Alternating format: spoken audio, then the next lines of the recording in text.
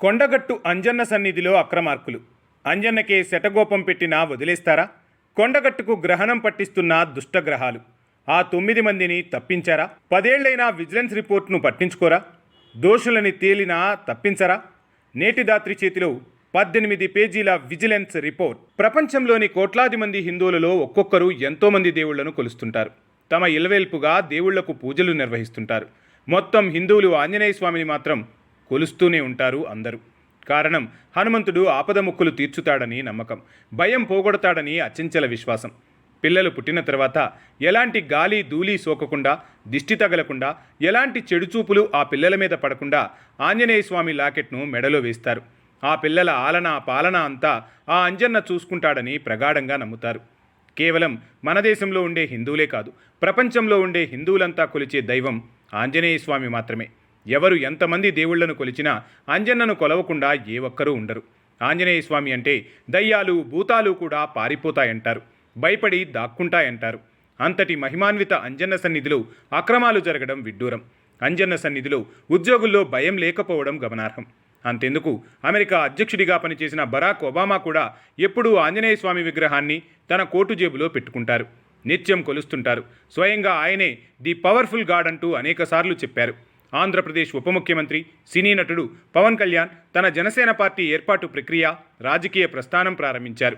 ఈ ఎన్నికల ముందు వారాహి వాహనానికి కూడా పూజలు కొండగట్టు అంజన్న దగ్గరే చేయించారు. ఎన్నికల ముందు వెళ్లారు. గెలిచి ఉప ముఖ్యమంత్రి అయిన తర్వాత కూడా కొండగట్టుకు వెళ్లి మొక్కులు చెల్లించుకున్నారు. ఇలా కొన్ని లక్షల మంది ఏటా దర్శించుకుని తమ బాధలు అంజన్నకు చెప్పుకుని ఆ సమస్యలు తీరితే మొక్కులు చెల్లించుకుంటారు. ఒక్క తెలంగాణ నుంచే కాదు, ఆంధ్రప్రదేశ్, కర్ణాటక, మహారాష్ట్ర, ఛత్తీస్గఢ్, ఒరిస్సా రాష్ట్రాల నుంచి లక్షలాది మంది భక్తులు అంజన్నను దర్శించుకుంటారు, ఇలవేల్పుగా కొలుస్తుంటారు. మరి అలాంటి కొండగట్టు అంజన్న అంటే భయం, భక్తి కేవలం భక్తులకేనా? అక్కడ పనిచేసే ఉద్యోగులకు ఆ భయం లేదు, భక్తి లేదా? అంజన్న సన్నిధిలో పనిచేసుకుంటూ పెద్ద ఎత్తున అవినీతికి పాల్పడిన వారికి శిక్షలే లేవా? అంజన్న సొమ్మును ఇష్టారాజ్యంగా మేస్తూ ఉంటే కూడా చూస్తూ కూర్చుంటారా? 2014లో తెలంగాణ వచ్చిన కొత్తలో కొండగట్టు అంజన్న సన్నిధిలో పనిచేసే ఉద్యోగులలో 9 మంది అనేక అక్రమాలు చేసినట్లుగా ఆరోపణలు వచ్చాయి. అప్పుడు విజిలెన్స్ అధికారులు లెక్కలు నిగ్గు తేల్చారు, రిపోర్టు ఇచ్చారు. 9 మంది ఉద్యోగులు అవినీతికి పాల్పడినట్లు తేల్చారు. వారిపై చర్యలు తీసుకోవాలని సూచించారు. కానీ ఆ అవినీతి అధికారులను ఎవరూ కదిలించలేదు, వారిపై చర్యలు తీసుకోలేదు. అందుకు బాధ్యులు ఎవరు?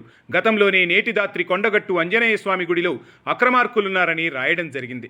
అంజన్న సన్నిధిలో పాతుకుపోయిన అవినీతి దుష్టగ్రహాలు అని కూడా వార్తలు ప్రచురించడం జరిగింది. కానీ స్పందించిన వారు లేరు. ఇటీవల బీఆర్ఎస్కు చెందిన ఓ పత్రిక వరుస కథనాలు వండి వారుస్తోంది. గత 10 ఏళ్లుగా అధికారంలో ఉన్నది బీఆర్ఎస్ పార్టీ. ఆ సమయంలో విజిలెన్స్ ఎంక్వైరీ జరిగినా, అవినీతి చేసిన వారిపై చర్యలు తీసుకోవాలని చెప్పినా జాప్యం చేసిందెవరు? అలసత్వం వహించిందెవరు?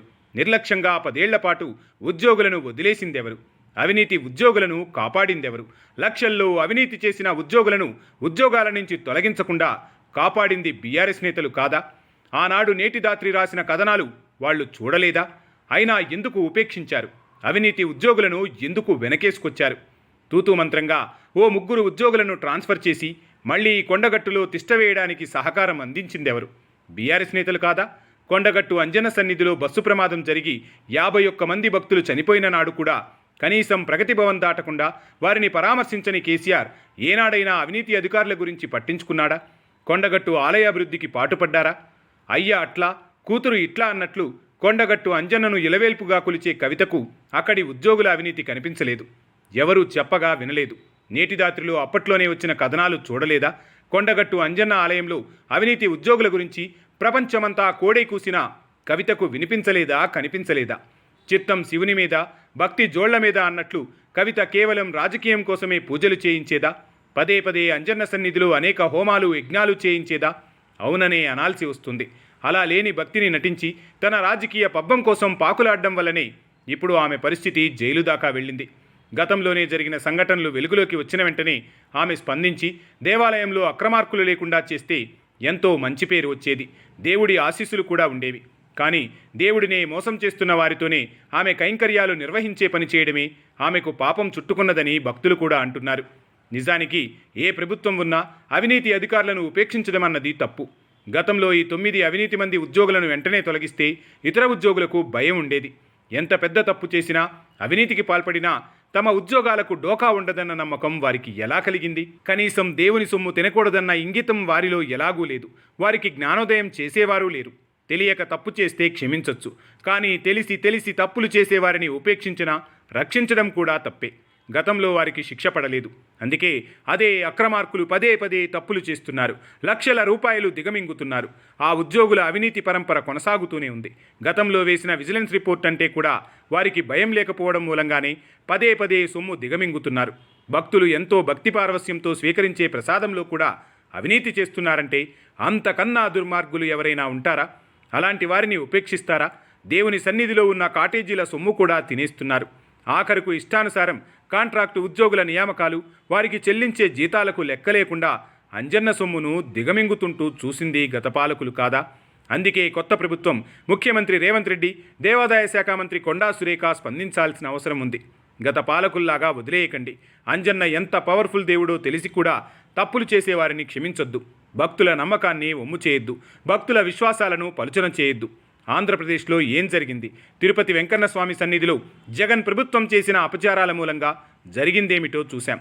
అంతెందుకు, తెలంగాణలో బీఆర్ఎస్ సర్కార్, కేసీఆర్ ఓడిపోవడం, కవిత రాజకీయ జీవితం పతనం వంటివి కూడా అంజన్న ఆగ్రహంలో భాగాలుగానే చూడాలి అంటున్నారు భక్తులు.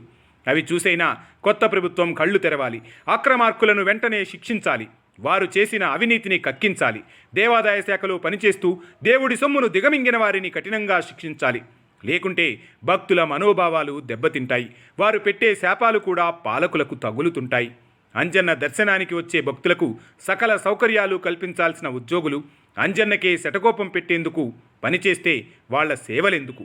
వాళ్లకు అంజన్న సన్నిధిలో కొలువులెందుకు? ముఖ్యమంత్రి రేవంత్ రెడ్డి వెంటనే స్పందిస్తే అంజన్న ఆశీస్సులు కూడా అందుతాయంటున్నారు భక్తులు.